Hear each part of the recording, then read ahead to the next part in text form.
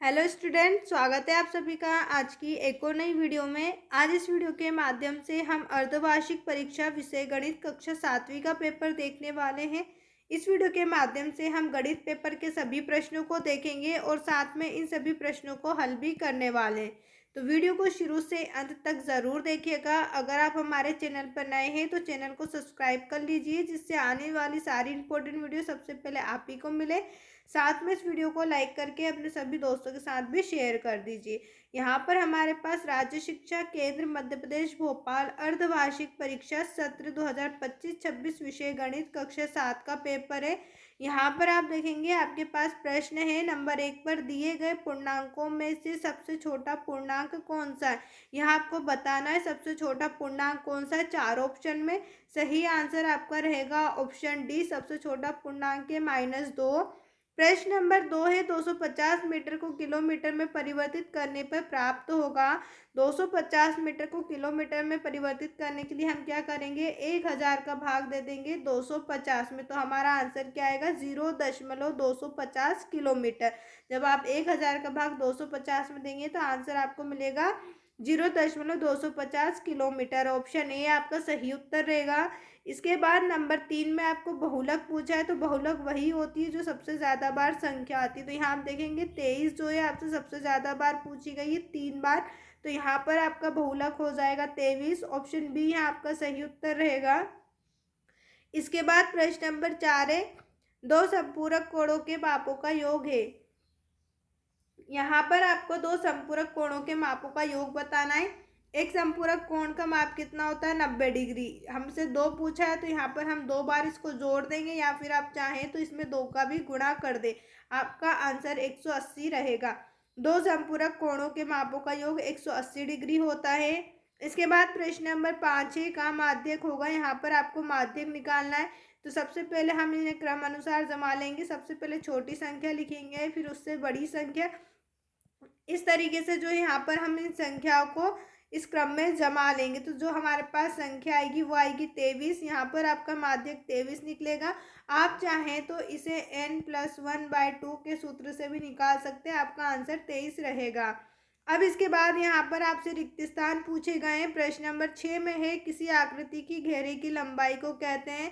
तो किसी आकृति की घेरे की लंबाई को हम परिमाप कहते हैं। प्रश्न नंबर 7 है, दो बिंदुओं से होकर रेखाएं खींची जा सकती। तो यहाँ पर आप देखेंगे आपके पास दो बिंदु दिए गए हैं। इन दोनों बिंदुओं से कितनी रेखा खींची जा सकती है, केवल एक ही रेखा खींची जा सकती है। तो यहाँ पर हम लिखेंगे एक। दो बिंदुओं से होकर एक रेखा खींची जा सकती है। इसके बाद प्रश्न नंबर 8 है, एक त्रिभुज में माध्यिकाएं होती हैं। तो एक त्रिभुज आपके पास ये त्रिभुज, इसमें कितनी माध्यिकाएं होती, 3 होती है। यहाँ पर हम लिखेंगे 3। एक त्रिभुज में 3 माध्यिकाएं होती हैं। प्रश्न नंबर 9 है, एक त्रिभुज जिसकी तीनों भुजाओं की माप समान हो त्रिभुज कहलाता है। तो यहाँ आपको रिक्त स्थान में लिखना है समबाहु त्रिभुज। एक त्रिभुज जिसकी सभी भुजाओं की माप समान हो वह समबाहु त्रिभुज कहलाता है। प्रश्न नंबर 10 है, 30 डिग्री के पूरक कोण का माप है। तो यहाँ पर 30 डिग्री के पूरक कोण का माप होता है 60 डिग्री। इसके बाद हम यहाँ देखेंगे अति लघुत्तरी प्रश्न आपसे पूछे गए हैं, जो 2 नंबर वाले प्रश्न हैं। प्रश्न नंबर 11 में आपको गुणा करना है -42 × 12। जब आप इसका आपस में गुणा करेंगे तो आपका आंसर जो है वो माइनस में ही होना चाहिए। प्रश्न नंबर 12 है, निम्नलिखित का समीकरण बनाइए। यहाँ पर आपको समीकरण बनाना है, वहाँ संख्या ज्ञात कीजिए जिसके 8 गुने में 4 जोड़ने पर 60 प्राप्त हो। इस सवाल का हल देखने से पहले अगर अभी तक आपने हमारे चैनल को सब्सक्राइब नहीं किया है तो सबसे पहले चैनल को सब्सक्राइब कर लें। साथ में इस वीडियो को लाइक करके अपने सभी दोस्तों के साथ भी शेयर ज़रूर करें। यहाँ पर हम इसका समीकरण बनाएंगे, वहाँ संख्या, तो वहाँ संख्या हम 1 से मान लेंगे। 1 से है वहाँ संख्या, जिसके वहाँ संख्या ज्ञात कीजिए जिसके 8 गुने में 4 जोड़ने पर 60 प्राप्त हो। तो वहाँ संख्या हमने क्या मान ली, 1 से। x के 8 गुना यानी कि x का आपको x में आपको 8 का गुणा करना है, फिर उसमें 4 को जोड़ना है और इन सबको सॉल्व करने के बाद यहाँ पर आपको प्राप्त होता है 60। तो बराबर में आपको 60 रखना है। जैसा सवाल में बोला गया आपको वैसे ही करना है। वहाँ संख्या हमने 1 से मान ली। x के 8 गुने में, तो x में हमने 8 का गुणा करा, फिर 4 को जोड़ा, 4 को जोड़ने पर 60 प्राप्त होता है। तो बराबर में हमने 60 को प्राप्त कर लिया। इस तरीके से आपको यहाँ समीकरण बनाकर लिखना है। इसके बाद प्रश्न नंबर 13 है, 12 किस संख्या का 25% है। तो हम मान लेंगे कि वहाँ x का 25% है। 12 किस संख्या का x 25% है। तो 12 जो है वो x संख्या का 25% है। अब हम क्या निकालेंगे, x का 25%। तो x का 25% निकालने के लिए करेंगे क्या करेंगे, x में हम 25 का गुणा करेंगे और प्रतिशत को हटाकर 100 का भाग लगा देंगे। यहाँ से हम क्या करेंगे, प्रतिशत को हटाएंगे और 100 का भाग लगा देंगे। आपको कुछ नहीं करना है, x का x रखा, का मतलब गुणा लगा दिया, 25 का 25, प्रतिशत को हटाकर हमने 100 का भाग लगा दिया। इसको हम काटेंगे, 25 से कम 25, 25 चुकू 100, तो हमें क्या मिला यहाँ पर आपको क्या मिलेगा, 1/4 बराबर में हमारे पास 12 है। इस 4 का गुणा हम 12 में करेंगे तो 12 चुक 48 आपको यहाँ पर आंसर मिल जाएगा। तो 12 किस संख्या का 1% है, 12 जो है वो 48 संख्या का 1% है। यहाँ पर 12 में बता दूं, 12 हम लोग ने क्यों रखा है, क्योंकि यहाँ पर हमें आंसर में दिया हुआ है, क्वेश्चन में 12 हमें दिया हुआ है, इसलिए यहाँ पर हमने 12 रखा हुआ है।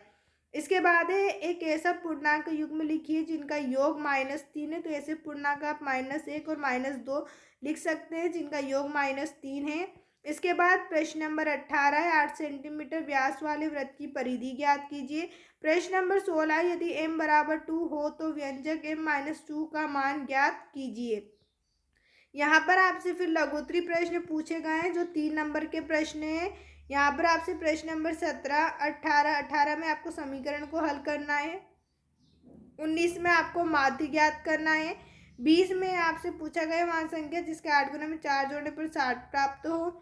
प्रश्न नंबर 21, 22 आप चाहे तो इन सभी प्रश्नों की स्क्रीनशॉट ले सकते हैं और इन सभी प्रश्नों के हल के लिए, सॉल्यूशन के लिए आप हमारे टेलीग्राम चैनल को ज्वाइन कर सकते हैं, जिसके लिंक मैं आपको नीचे डिस्क्रिप्शन में दे रही हूँ, जहाँ से आप इस पूरे पेपर की PDF को डाउनलोड कर सकते हैं, जिससे आपको यहाँ पर जितने भी प्रश्न दिए गए इन सभी प्रश्नों के उत्तर आपको मिल जाएंगे। वीडियो में मैं आपको उत्तर इसलिए नहीं बता रही हूँ क्योंकि यह वीडियो बहुत ज़्यादा लंबी हो जाएगी, इसलिए आप चाहें तो इसका PDF डाउनलोड कर सकते हैं, जहां आपको इन सभी प्रश्नों के उत्तर मिल जाएंगे।